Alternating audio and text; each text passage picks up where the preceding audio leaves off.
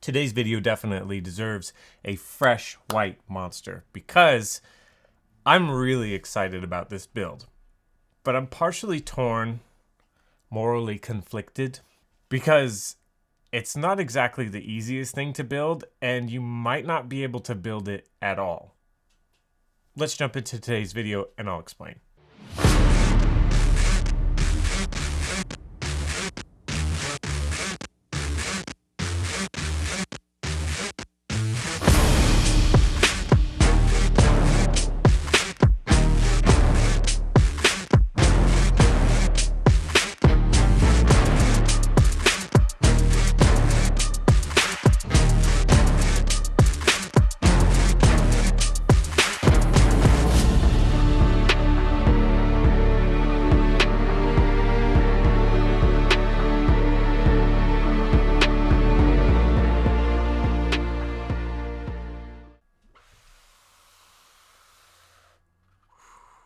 Man, I don't know what it is, but there's something about stadium trucks that bring me back to when I was a kid, or like when I first started racing RC. There's just that little spark, joy, excitement every single time I run one of these. Yes, they handle oddly and they don't exactly go as fast as our other cars do, but they're just fun.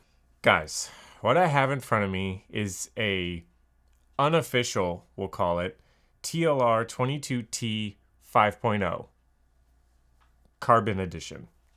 I don't know. You guys can come up with the name. Drop down the comments below. Let me know what you think would be best. What we have here, and I'm going to go through the details of everything in this build, is a truck, but it's basically a buggy. That's the short description of what this truck is. A telltale sign that a truck is a buggy these days is usually you'll see this body, because it's just about the only one that fits correctly. It's the finisher body from J Concepts, and it has this little relief cut right here, because in order for the turnbuckle to not hit, you have to cut this.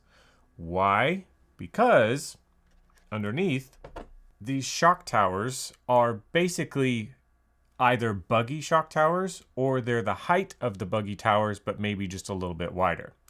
Now, let's jump into the nitty gritty of what I have in this so that you guys can see the magic of what we have going on.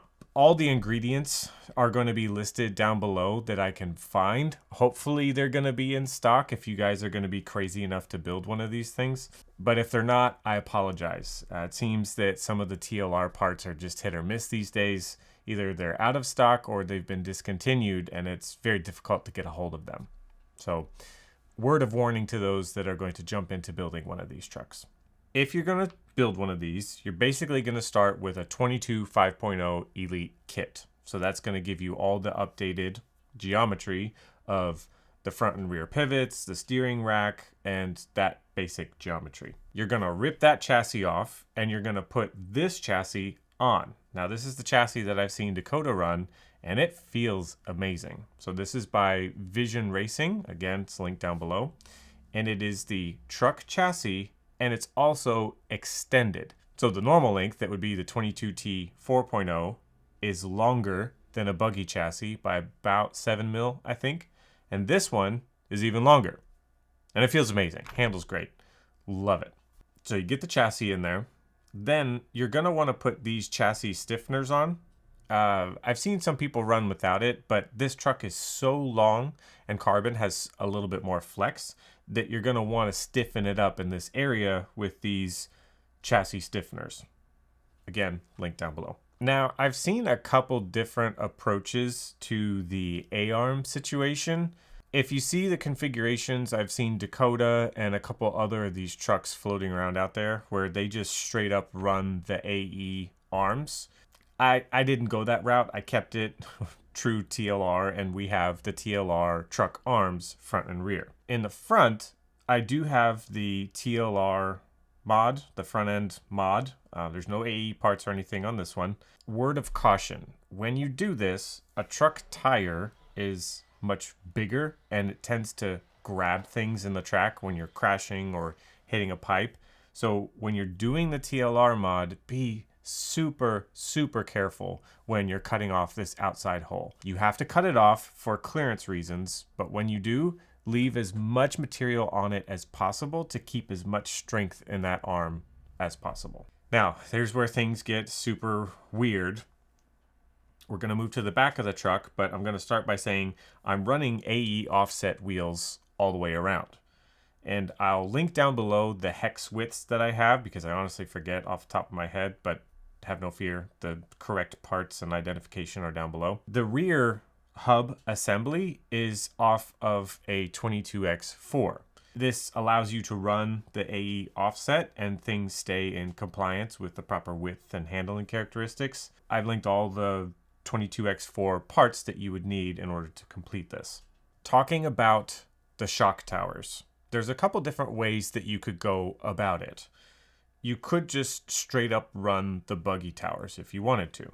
I think that your tuning options are going to be very limited, especially with the rear shock tower. If you run it in the far outside position, you're still going to be in a very narrow stance in the top shock location. To me, I just don't like it when I start leaning my shocks super far in. The car just doesn't square up how I like it to.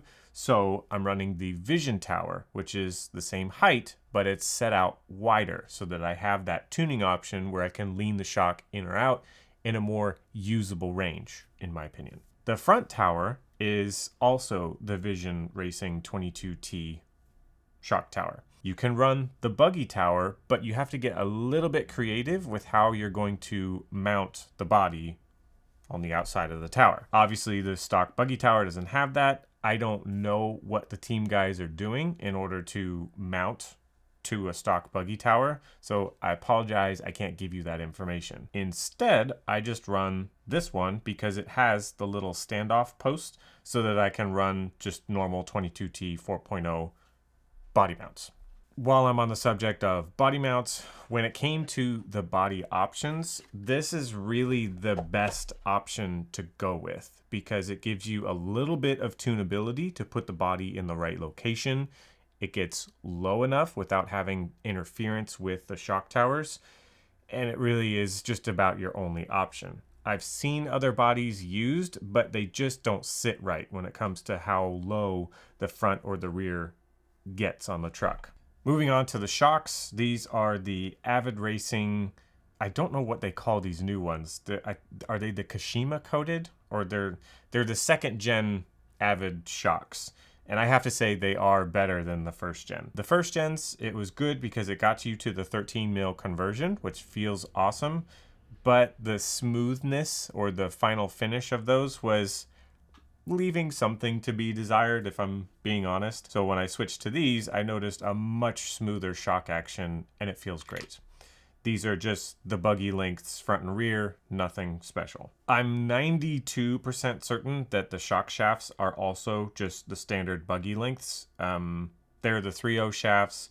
I know some of the guys are running the 3.5, but for simplicity's sake, I just wanted to run the 3.0 so that I could basically translate buggy information directly into here. For shock pistons, I'm not running anything too crazy. These are just the machined AE pistons, 2 by 1.7 in the front and 2 by 1.8 in the rear. For the springs, I referenced a post that Dakota made, I believe after Masters of Dirt, where he was running the 1-Up springs, the 1-Up 13 mil springs. And let's take a look here. I have the 1-Up fronts green in the front, and I have the 1-Up yellows in the rear, and they feel perfect. I didn't have any issues with the balance of the truck, and I'm gonna leave it there until I felt that I had to change something. Now obviously this is not unique to this truck. Anybody can run this amazing power platform that I have here. I have the R1 Mod ESC, I have the R1 4400 2S Shorty Pack, and a R1 13.5 motor as well. Now I'm going to cut to a quick segment where I had one of the local racers here at New Reds Hobbies who got to drive this truck on the very first day that I took it to the track. So let's see what he has to say about the truck. So he was stuntman driver Kermit. If you guys don't know, he's a local fast guy here at New Reds Hobbies, and he did some laps. Thoughts? I really enjoyed it, believe it or not. I'm mainly an AE guy, so I just wanted to test the low C and see how it felt. And with the R1 electronics and the raw speed tires, and I was extremely impressed on how the truck handled. Plenty of power, and the electronics in it are super smooth. Really, really impressive. Again, the only thing that I had an issue with was just a little bit of tweaking on the steering, and that's in the remote, but I was really happy with it. I hope you come and start racing it a little bit with us would be awesome. So Kermit and I, we agreed, kind of, it's not terrible, but as it sits, first day out, literally second battery pack, it kind of steers into the ground, so want to fix that a little bit, make it a little bit more manageable. But overall, I think that, didn't we agree the suspension feels pretty good? Oh yeah, that's dialed. The suspension is money on it. Like I said, I just wanted a little bit less steering in it, and it'd be a 16-second truck out on our lap times. Yeah, so ease. Probably about 3 or 4 tenths off of pace, maybe half a second on a hot lap kind of thing. But another thing he was saying that maybe he on your AE trucks, you glue in the sidewall. Yeah, we're gluing the sidewall, and that alone dropped about 3 tenths off my laps. Dang. And picked my consistency up at the same time. Okay. So that was huge. You know, I won't go out there in my trucks without them glued. But again, you know, you're just starting out with it, so yeah, that was just one thing that I seen that I would definitely look into doing. Like it would definitely benefit you in my opinion. So, okay. All right. Super fun though. Kermit, appreciate you, man. Thanks for driving it, getting the epic B-roll shots there. It's looking really smooth. You got comfortable towards the end. Yeah. You're getting a little whip action over the little table in the front, so it was looking good. Yeah, it was looking good. I appreciate it. It was fun. Thank you. All right, appreciate you. Kermit's an awesome guy. He's one of the diehards that continues to run the stadium truck, even though it's not the most popular class at our local track. So props to him for keeping this dream alive, and hopefully we can do some more battle here soon. I did race this truck at its first official race at the FRCC first round of the 10 scale series that Lance puts on down here in the southern region of the United States. And it was a blast. I had a super fun time racing with fellow racer Dustin Spallone, hashtag Team Red and Yellow for the win. And we had a barn burner of a couple A-mains in the first round. It was super fun. As they work through the middle section of the track, Spallone trying to find a way around Harris here, putting a ton of pressure on him. Down the front straightaway they go. Harris carrying a lot of speed in through the sweeper, but tight on the pipe and keeping it very close here for Spallone. Spallone with a little bit of a correction. Small little bit of breathing room now in between 1 and 2 as they come down that front straightaway. They're fixing to deal with a ton of lap traffic here. Coming in through that first double. Your race leaders right there with you. The yellow, orange, and red out in front. Second place directly behind him as they come onto the front straightaway now. I'm going to do a separate video if you guys know of that race and you're waiting for that video to come out. I'm going to hopefully get Dustin to jump in with me, and we're going to talk through what it was like to have a super close battle and race these trucks together. All in all, would I recommend that you build one of these trucks?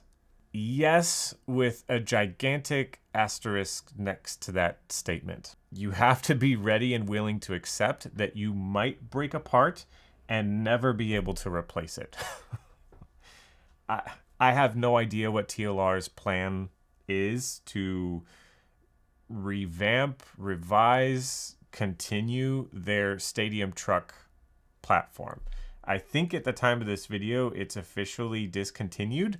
I might be wrong on that, but I'm pretty sure that the 22T 4.0 is discontinued. So what should you go buy immediately if you're planning on building this truck? The A-arms and the body post, because that's basically the only truck parts that are in here. So if you get those and you get a couple extra spares, you should be good to go for a while. Then everything else being buggy based, you should be in a much better position to replace any of the buggy parts that you break. Hopefully you don't break anything, right?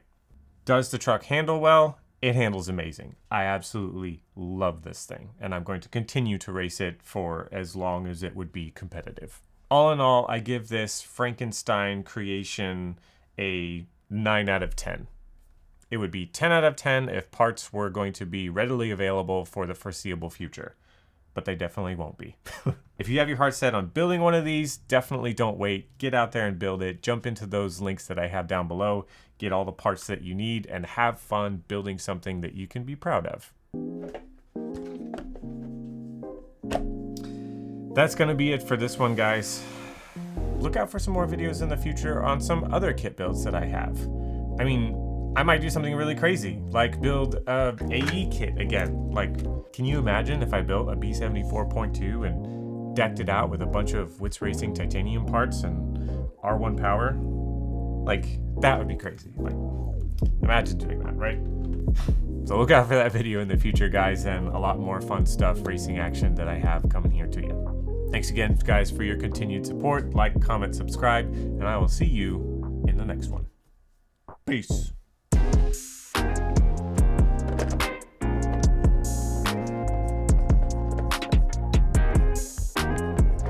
It just feels so good.